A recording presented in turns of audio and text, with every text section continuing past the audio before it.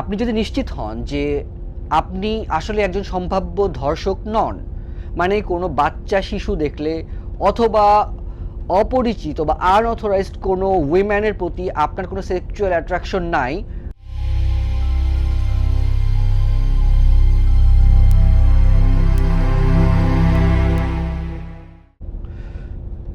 আসসালামু আলাইকুম। আজকে কথা বলতে চাই রামিসা হত্যার ইম্প্যাক্ট নিয়ে। অ্যাকচুয়ালি ব্যক্তিগতভাবে রামিসা হত্যার বিচার হলো কি হলো না এই বিষয়ে আসলে আমার কিছু যায় আসে না, বা এই ভিডিওটি যারা দেখছেন তাদেরও কিছু যায় আসে না। আলটিমেটলি একটা ট্রেন্ড তৈরি হলে আমরা সবাই আসলে ওই ট্রেন্ডকে ফলো করে, আমি যেমন একটি ভিডিও বানাচ্ছি, এরকম আরও 5জন বা একজন সাংবাদিক আসলে এই বিষয়টাকে ওই সুন্দরভাবে উপস্থাপন করে এই বিষয়টি নিয়ে জাস্ট হচ্ছে তার টিআরপি বাড়ানো, তার পাবলিসিটি বাড়ানো, এই কাজগুলোই করে। আলটিমেটলি এতে রামিসার পরিবারের খুব একটা লাভ হয় না। তবে হ্যাঁ, ভাইরাল হলে যেটি লাভ হয়, প্রাইম মিনিস্টার এই ব্যাপারে ফোকাসড হয়, আইন মন্ত্রণালয় ফোকাসড হয় এবং আনুষঙ্গিক বিচারের ব্যাপারে আসলে একটু তড়িঘড়ি দেখা যায়। আমি আজকে আসলে মূল আলোচনা করতে চাই যে এই রামিসা হত্যার বিষয়গুলো আসলে সমাজের উপরে কিভাবে ইম্প্যাক্ট ফেলছে, সমাজের ক্রাইম রেট বাড়ানোর ক্ষেত্রে এই বিষয়গুলো প্যাসিভলি কিভাবে আসলে ইম্প্যাক্ট ফেলছে সেই ব্যাপারটি নিয়ে আমি আলোচনা করতে চাই। এখানে খুব সংক্ষিপ্তভাবে বলতে চাই যে রামিসা হত্যার বিষয়ে এই ভিডিওটি যারা দেখছেন তাদের প্রত্যেককেই আসলে বিভিন্নভাবে বিব্রত করছে। যেমন আপনার ঘরের ছোট রামিসার বয়সী বাচ্চার সাথে আপনার একটা ইন্টারাকশন যদি আপনার করতে হয়, দেন সেই ইন্টারাকশনের জায়গায় কিন্তু রামিসা হত্যার মতো ঘটনাগুলো আসলে আমাদের মনস্তাত্ত্বিক জায়গায় আমাদেরকে আসলে হিট করে। সো এই বিষয়টি আসলে মূলত কি হয়, বাচ্চাদের সাথে সোশ্যাল যে একটা কমিউনিকেশন, এই কমিউনিকেশনটি আসলে ব্যাহত হয়। এই ব্যাহত হওয়ার আসলে আলটিমেট ইম্প্যাক্টটা কোথায়? ধরুন ছোটোবেলায় আমরা যখন রাস্তাঘাটে উল্টাপাল্টা কিছু করতাম বা ভুল কিছু করতাম, তখন দেখা যেত আমাদের পাশের বাড়ির বা পাশের ফ্ল্যাটের সিনিয়র কেউ দেখলে এই বিষয়টি নিয়ে শাসন করতো বা এই বিষয়টি করতে বারণ করতো। সো ওই জায়গাতেও কিন্তু এই ঘটনাগুলোর একটা ইম্প্যাক্ট আছে।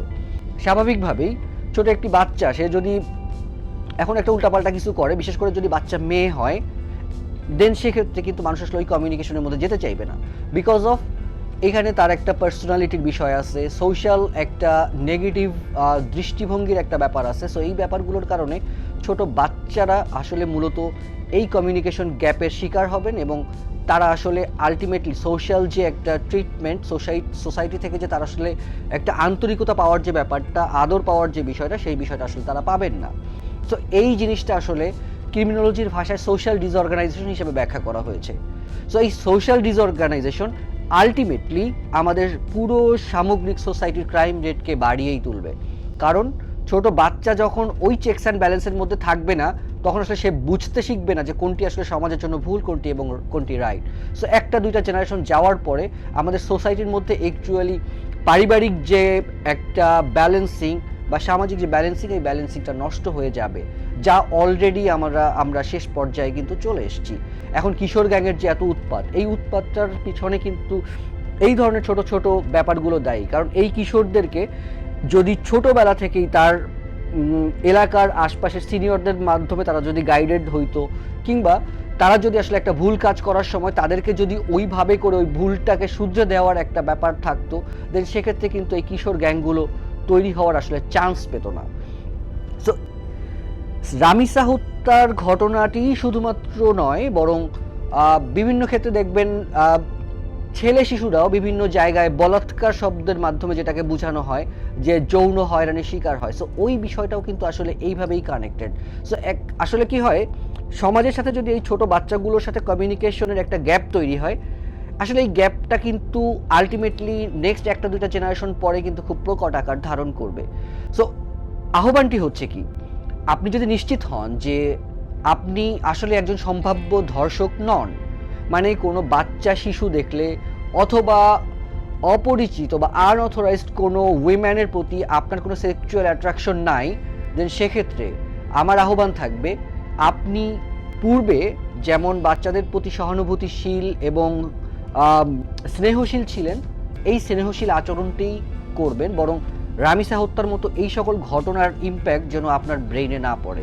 কারণ আলটিমেটলি রামিসার হত্যাকারী মিস্টার সোহেল এরকম হয়তো একজন, হয়তো 100 জনে আপনি 5 জন পাবেন বা 10 জন পাবেন বাট 100 জনের মধ্যে 90 জনই কিন্তু আসলে এই সকল ধর্ষণ অপরাধ এগুলোর বিরুদ্ধে, এবং তাদের ভেতর থেকেও আসলে এই ব্যাপারগুলো আসে না, এবং ওভাবেই আমরা টিকে আছি।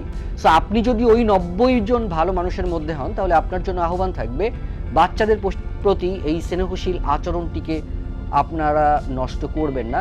বাচ্চাদের প্রতি এই স্নেহশীল আচরণটিকে আসলে জাগিয়ে তুলবেন, এবং এই বিষয়টি থেকে কোনোভাবেই যেন আপনি এবং আপনার পরিবারের কেউ বিরত না থাকে সেই ব্যাপারটি খেয়াল করবেন, কারণ আমাদের আলটিমেটলি আসলে একটা জেনারেশন দরকার।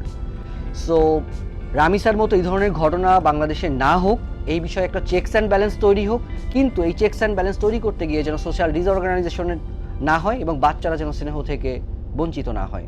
আল্লাহ হাফেজ।